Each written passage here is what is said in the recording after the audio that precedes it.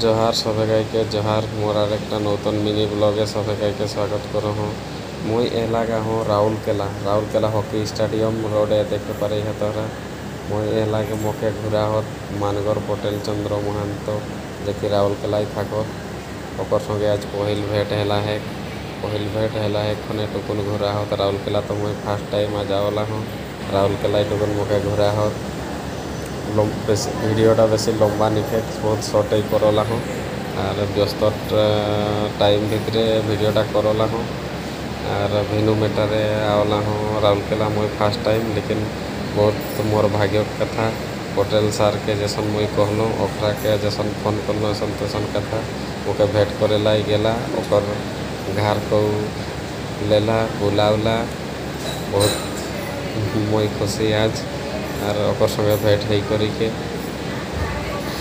और टुकुन ओकर संगे घूरा घूरी करे हो। भिडियोटा कैसन लगे है जनावे है कमेंट करबे है और राउरकेला ले कोने कोने देखे है भिडियोटा के कमेंट करबे है।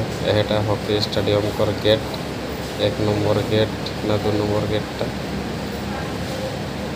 जोहार सबाइके जोहार रहते भिडियो भालो लगी थकले लाइक कमेंट शेयर करबे है हेले मुई आरो मोर आगु के भालो भालो भिडियो पहुँचाम।